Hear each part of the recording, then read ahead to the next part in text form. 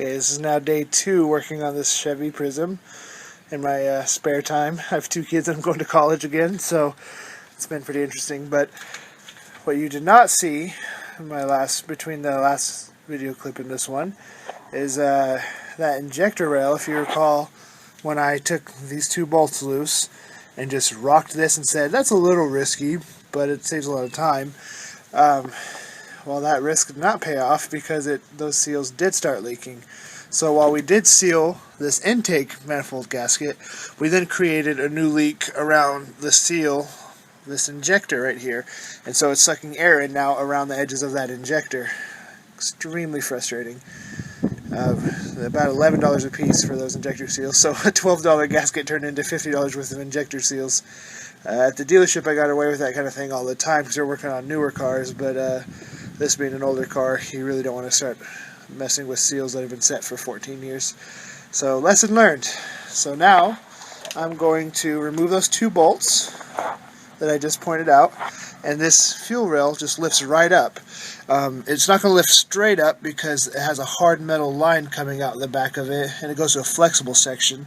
In fact, if you don't remove, there's 1 bolt you'll see holding that metal line down. If you don't remove that, you're not going to really get it up at all without just flexing that metal line more than is really good for it. So remove that 1 bolt and you'll be able to get it up enough to do this job. So let me remove those 2 bolts and we'll go from here. Alright, these little gray things you see are your injectors. Not a lot to them, just little bitty guys. Cost about $130 though, so try not to ruin them. You're going to see, well, that one I already taken the seal off. Here you have a fat rubber seal. This goes down into the hole. Let's see if you can get a good look at those holes. That's the hole where your injector goes in, right above your piston, right above the valves. This little rubber seal right here is what seals the air and keeps it from sneaking in through that hole unmeasured. And then this little bitty O-ring right here is what seals the fuel in the fuel rail and keeps it from leaking out all over the engine. There's no clips or anything that holds in the fuel rail. You just pull it right out. The only thing holding it in are these 2 bolts keeping the fuel rail down, and these are just sandwiched in between the hole in the head and the hole in the fuel rail. So it's a really simple job getting them out. What happened was when I rocked it, this rubber seal on the number 1 cylinder didn't quite seal back right, so then I had a vacuum leak. And then I tried a couple tricks. I tried to swap one. I tried a few tricks to make it reseal again without having to buy a new set because I didn't want to wait for parts. And what ended up happening was I ended up shaving all these seals because they were so old when you pulled them out of the fuel rail and changed spots, and then instead of flexing and going back in the hole, they just started shaving off and falling apart. So now I bought a whole new set of injector seals. And with any luck, this car will be on the road again today. But I've not had much luck, so we'll see. Okay, as you can see, we've installed the injectors, and this engine is now running much better.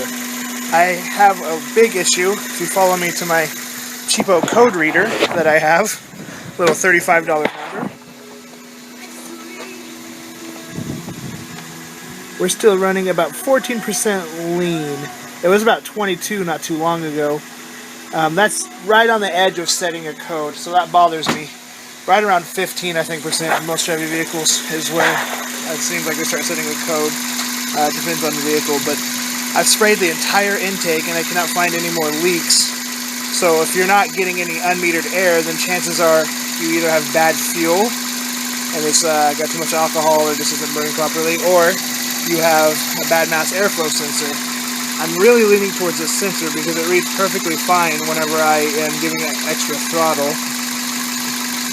But it's running much more acceptably and it's not trying to stumble and die like it was before. So we'll see how deeply I get into that mass airflow sensor. That might be another job for another time. Okay, this is hopefully the last video of this series. Not really a series of videos, but the last clip of this video. If you can't tell, I am underneath the vehicle now, slightly lifted up. I only shot this to show you. See this little bitty lip right here? This is a whole crossbar. This is a radiator hose. The radiator is sitting on top of this. That creaking noise was coming from this tiny little bent lip. You can't hear it now, but when the fans kicked on, it would make a loud creaking noise, not popping creaking noise. What it was is this lip was curved up just a little more than it is right now, and it was digging into the bottom of the radiator. So if you get bumps at just the right frequency, you could hear it just scraping, this little bitty, real fast scraping sounds that really sounded more like popping or ticking. So I actually just got a screwdriver in there and just kind of pulled down on it a little bit, and it moved just a couple of millimeters. And sorry with the camera again, but it moved just a couple of millimeters, and it's no longer contacting the radiator.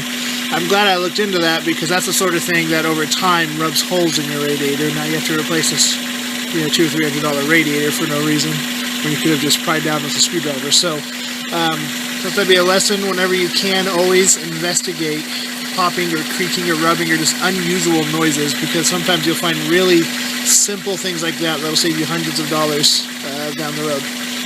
So that's hopefully it. Over and out.